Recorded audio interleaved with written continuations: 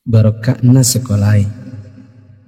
Ada yang bertanya sama saya ketika saya berbicara di suatu majelis, mengapa sekarang ini sepertinya sekolah kehilangan kesaktian untuk membentuk hati anak-anak kita? Ini pertanyaan dan bukan pernyataan saya. Saya hanya mampu menjawab begini. Dulu orang tidak sekolah setinggi sekarang ini. Bahkan di kampung tak ada yang hebat berteori pendidikan sedahsyat hari ini. Bisa dibilang teori pendidikan sekarang mungkin sudah menyentuh langit ketujuh. Tapi sebenarnya ada yang hilang, yang disebut dengan keberkahan. Keberkahan bukan buatan manusia, melainkan pemasena puange, rahmat Allah. Bukan sekolah yang membuat orang sukses, tetapi Allah lah yang berada di balik semua kesuksesan manusia dalam usahanya. Maksudnya, secara khusus saya mengajak Anda yang berusia 40 tahun ke atas untuk menengok sejenak ke belakang. Balik. Ingat waktu kita sekolah di SD, yang nafas tak baru setengah-setengah, kita sudah disuruh ke sawah, membantu guru matanek menanam padi, membantu guru mencari kayu bakar di daret, di kebun, mengambil air untuk dipakai guru di rumahnya, disimpan di gumbang. Teori praksis pendidikan saat ini akan berkata bahwa ini tak ada hubungannya dengan kurikulum dan media pendidikan dan lain-lain. Kita disuruh mengerjakan pekerjaan oleh guru yang seakan tiada hubungannya dengan akademik. Bukan itu saja, bahkan mungkin kita pernah menjaga jualan guru. Tak hanya itu, kita kalau dipukul oleh guru hingga setengah hidup, atau masengo, mimisan, akibat pukulan mister kayu guru dan jangka pelingkar yang ujungnya runcing. Disinilah intinya. Atas itu semua, pernahkah orang tua kita protes? Pernahkah orang tua kita mengeluh dengan tugas-tugas tadi? Pernahkah orang tua kita melarang kita ikut ekskul dalam tanda kutip yang saya sebutkan tadi, mencari kayu, mengambil air? Sama sekali no. Orang tua kita tidak pernah mempersoalkan. Inilah mata air yang mengalirkan keberkahan. Atas kesabaran orang tua terhadap dunia persekolahan, Allah pun menurunkan rahmatnya. Dia membalas kebaikan hati orang tua atas penghormatan terhadap guru dan eksistensi sekolah yang bahkan mungkin dengan segala kelemahan.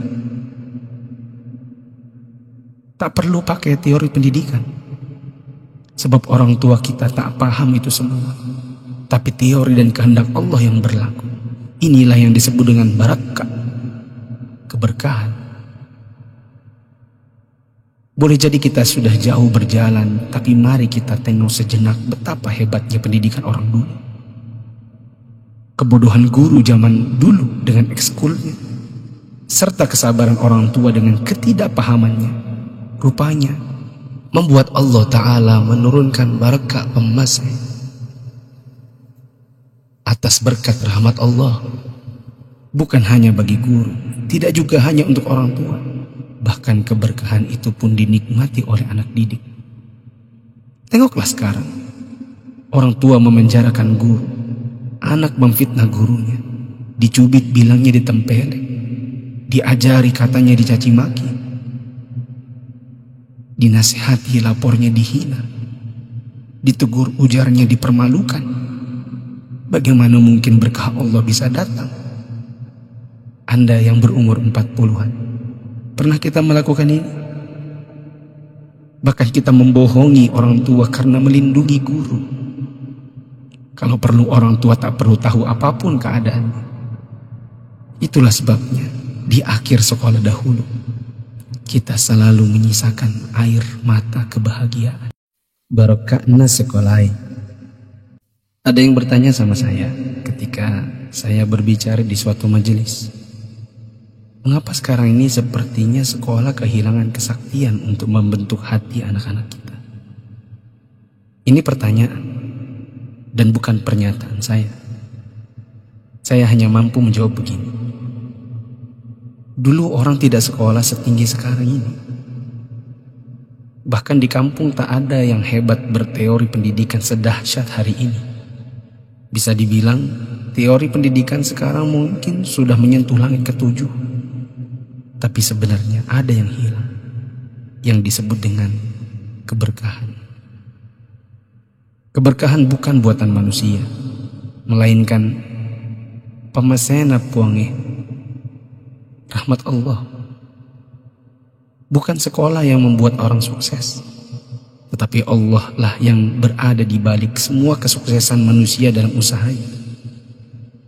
Maksudnya, secara khusus saya mengajak Anda yang berusia 40 tahun ke atas untuk menengok sejenak ke belakang. Balik. Ingat waktu kita sekolah di SD, yang nafas tak baru setengah-setengah, kita sudah disuruh ke sawah, membantu guru mataning, menanam padi, membantu guru mencari kayu bakar di daret, di kebun, mengambil air untuk dipakai guru di rumahnya, disimpan di gumbang.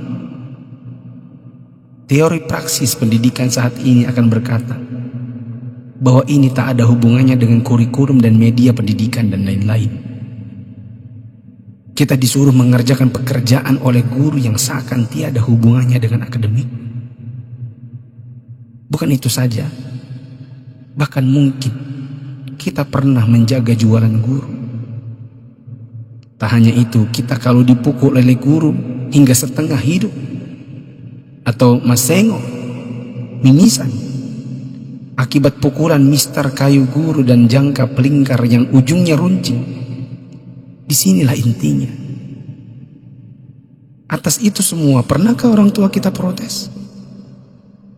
Pernahkah orang tua kita mengeluh dengan tugas-tugas tadi? Pernahkah orang tua kita melarang kita ikut ekskul dalam tanda kutip yang saya sebutkan tadi, mencari kayu, mengambil air? Sama sekali no. Orang tua kita tidak pernah mempersoalkan. Inilah mata air yang mengalirkan keberkahan. Atas kesabaran orang tua terhadap dunia persekolahan, Allah pun menurunkan rahmatnya. Dia membalas kebaikan hati orang tua atas penghormatan terhadap guru dan eksistensi sekolah yang bahkan mungkin dengan segala kelemahan.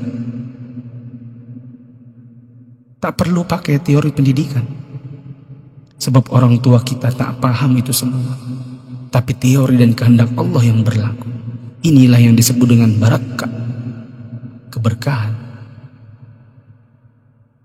Boleh jadi kita sudah jauh berjalan, tapi mari kita tengok sejenak betapa hebatnya pendidikan orang dulu.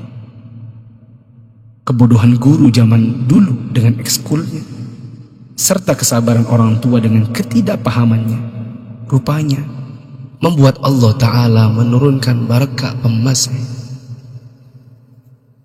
Atas berkat rahmat Allah, bukan hanya bagi guru, tidak juga hanya untuk orang tua, bahkan keberkahan itu pun dinikmati oleh anak didik.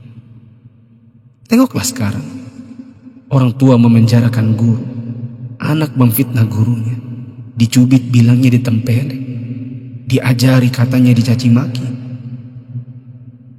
dinasihati lapornya dihina, ditegur ujarnya dipermalukan. Bagaimana mungkin berkah Allah bisa datang? Anda yang berumur 40-an, pernah kita melakukan ini? Bahkan kita membohongi orang tua karena melindungi guru. Kalau perlu orang tua tak perlu tahu apapun keadaannya. Itulah sebabnya di akhir sekolah dahulu kita selalu menyisakan air mata kebahagiaan. Barokahna sekolai. Ada yang bertanya sama saya ketika saya berbicara di suatu majelis, mengapa sekarang ini sepertinya sekolah kehilangan kesaktian untuk membentuk hati anak-anak kita? Ini pertanyaan dan bukan pernyataan saya. Saya hanya mampu menjawab begini. Dulu orang tidak sekolah setinggi sekarang ini. Bahkan di kampung tak ada yang hebat berteori pendidikan sedahsyat hari ini. Bisa dibilang teori pendidikan sekarang mungkin sudah menyentuh langit ketujuh. Tapi sebenarnya ada yang hilang, yang disebut dengan keberkahan. Keberkahan bukan buatan manusia, melainkan pemasena puange rahmat Allah. Bukan sekolah yang membuat orang sukses, tetapi Allah lah yang berada di balik semua kesuksesan manusia dalam usahanya. Maksudnya, secara khusus saya mengajak Anda yang berusia 40 tahun ke atas untuk menengok sejenak ke belakang. Balik, Ki. Ingat waktu kita sekolah di SD, yang nafas tak baru setengah-setengah, kita sudah disuruh ke sawah, membantu guru matanek, menanam padi, membantu guru mencari kayu bakar di daret, di kebun, mengambil air untuk dipakai guru di rumahnya, disimpan di gumbang. Teori praksis pendidikan saat ini akan berkata bahwa ini tak ada hubungannya dengan kurikulum dan media pendidikan dan lain-lain. Kita disuruh mengerjakan pekerjaan oleh guru yang seakan tiada hubungannya dengan akademik. Bukan itu saja, bahkan mungkin kita pernah menjaga jualan guru. Tak hanya itu, kita kalau dipukul oleh guru hingga setengah hidup, atau masengo, mimisan, akibat pukulan mister kayu guru dan jangka pelingkar yang ujungnya runcing. Disinilah intinya. Atas itu semua, pernahkah orang tua kita protes? Pernahkah orang tua kita mengeluh dengan tugas-tugas tadi? Pernahkah orang tua kita melarang kita ikut ekskul dalam tanda kutip yang saya sebutkan tadi, mencari kayu, mengambil air? Sama sekali no. Orang tua kita tidak pernah mempersoalkan. Inilah mata air yang mengalirkan keberkahan.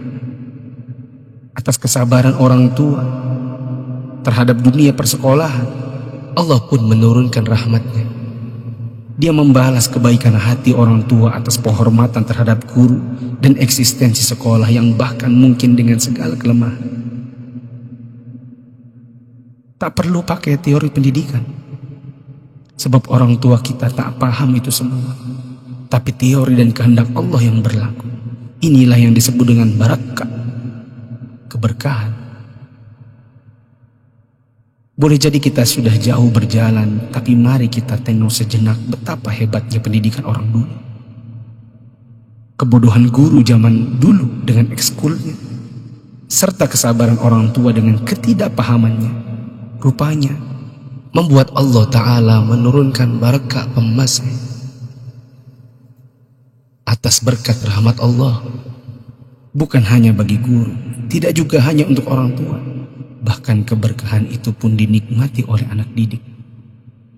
Tengoklah sekarang, orang tua memenjarakan guru, anak memfitnah gurunya, dicubit bilangnya ditempelek, diajari katanya dicaci maki,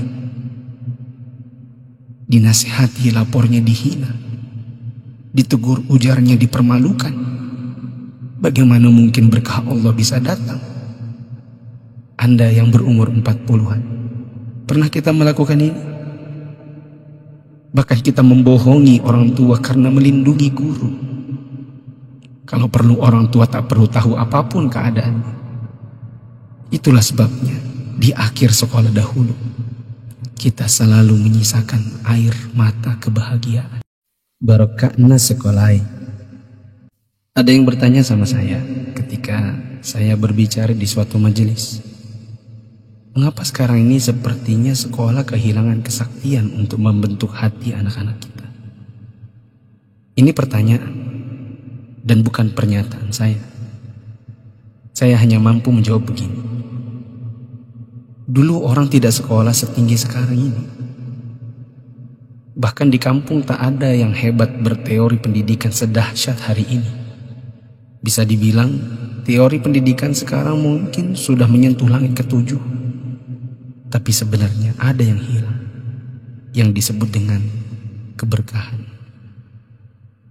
Keberkahan bukan buatan manusia, melainkan pemasena puange rahmat Allah.